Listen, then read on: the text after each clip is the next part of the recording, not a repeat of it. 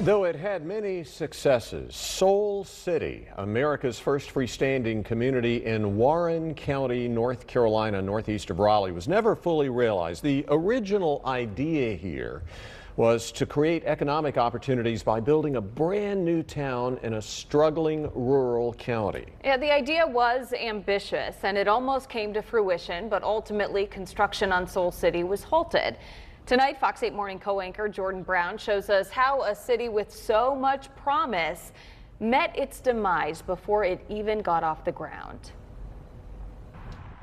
The idea that you could create a city in a rural area is a big idea.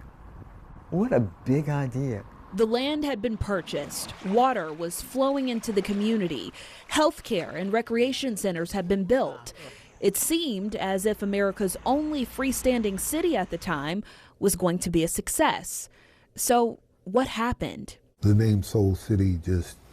It rubbed people the wrong way. Oh yeah, well, I mean, when you're selling something, you want people to feel comfortable, and if you have any kind of reservation, you're not going to buy. The name was one thing, and timing was another. The year was 1974, and this was a project located in Warren County, North Carolina, which was and still is considered the rural South. And there were mostly black people leading the charge. It was sometimes difficult for people who were not people of color to adjust to a community. As I often say, in the early 70s, where the boss is a black man. The founder of Soul City was civil rights activist Floyd McKissick Sr., who helped desegregate UNC Chapel Hill's law school and whose children desegregated Durham public schools.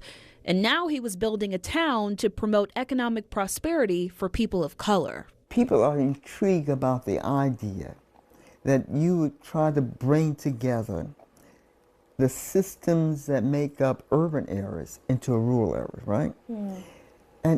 And just think that a black man thought of this, right? And so you put it down because a black person thought of that, right? You thought of that as innovative, imaginative, disciplined, foresight, if someone else had done it. But yet you use his skin to say the poo-poo. The unique name of the town and the leadership, paired with the politics of that time, made it easy to spin the narrative into one of fear and division. This is 1969 when we bought the land. So, you know, it's big afros, red, black, and green. One of the #1 hits in that time frame is James Brown. Say it loud, I'm black and I'm proud. So you can understand perhaps, but my father's concept was always soul, as in the Bible, agape love. I think the name also fed into the point we were talking about, that this was going to be an all-black town. But division was the last thing McKissick Sr. wanted. He viewed Soul City as a multiracial city, being pursued by an African-American development company, but open to all and embracing people of all backgrounds. There's never been a time where Soul City was ever segregated. It's always been an integrated community. There were also heavy-hitting politicians who made it clear they did not support McKissick. I think one of the major ones was Jesse Helms. The senator by the name of Jesse Helms. You had Jesse Helms, who had been elected to the Senate in 1972, who was opponent to the civil rights movement and an opponent to everything that my dad articulated and represented.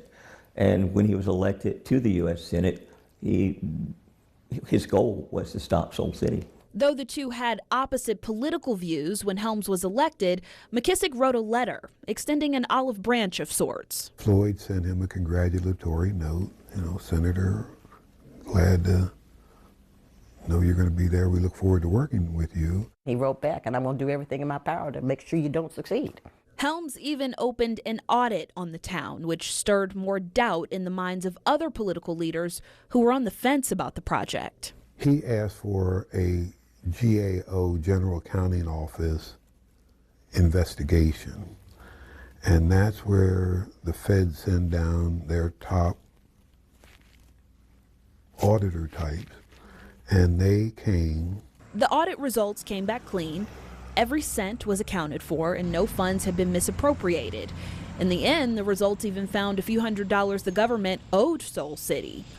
But the damage had already been done. So you had Helms attack, you had the investigation. When the investigation was announced, That was bad publicity.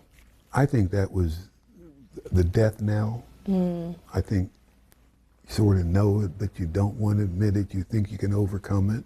And just like that, America's first freestanding community was finished as well. It was sad. In Warren County, Jordan Brown, Fox 8 News. And government funding for Soul City was officially pulled in 1979, citing a failure to recruit industry to Soul City.